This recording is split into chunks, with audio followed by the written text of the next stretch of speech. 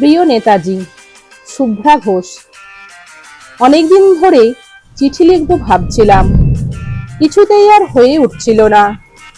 আজ কোনো একটা ঘটনার নিরিখে তোমাকে চিঠি লিখতে বসলাম। ছেলেবেলায় আমাদের দোতলা ড্রয়িং রুমে তোমার ছবি, জন্মদিনে পেতাম বই, সেখানেও তুমি। বাবার গল্পে তোমারই বীরত্ব, দেখতে দেখতে, শুনতে শুনতে ক্রমে আমিও তোমার ভক্ত। বাবা বলতেন ইন্ডিয়ার আরো একজন নেতাজির দরকার ছিল। মা গাইতেন বীর সুভাষের মহান দেশ। দাদু বলতেন ছেলেটাকে ওরা শেষ করে দিল। ঠাম্মার চোখে তখন আঁচলের ফুট। এসবের মধ্যে বড় হওয়া আমিও কেমন একটা ঘড়ির মধ্যে থাকতাম।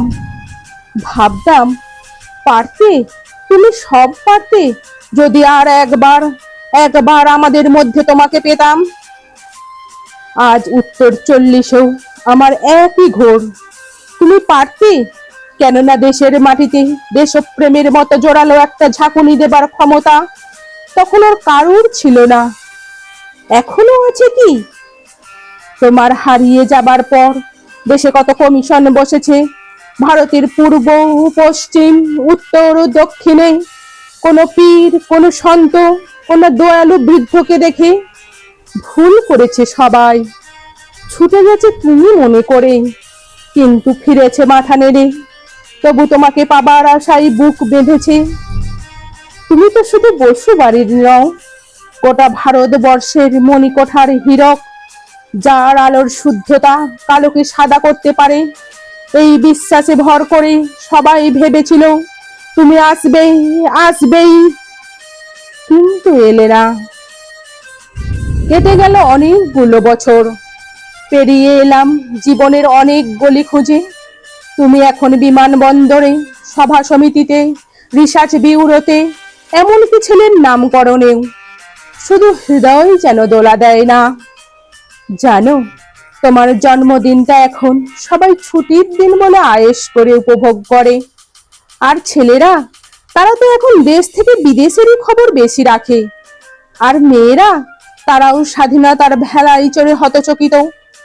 শুধু মাটিটা কাঁদে, সেই কান্না যেন ভূমিকম্প, খরা, এল নিনো, বন্যা হয়ে চারিদিকে ভাসিয়ে দেয়।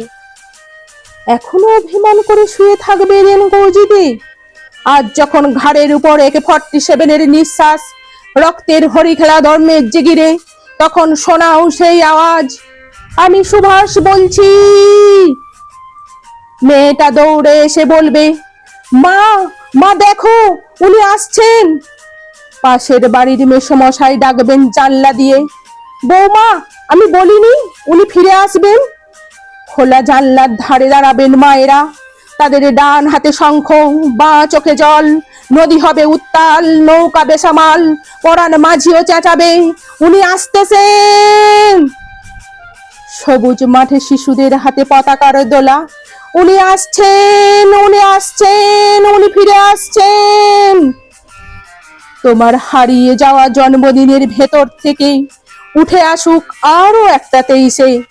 আজ স্বাধীনতার ঠিক আগের মুহূর্তে দাঁড়িয়ে তোমাকে আমার এই চিঠি। প্রণাম নিও। ভালো থেকো নেতাজি।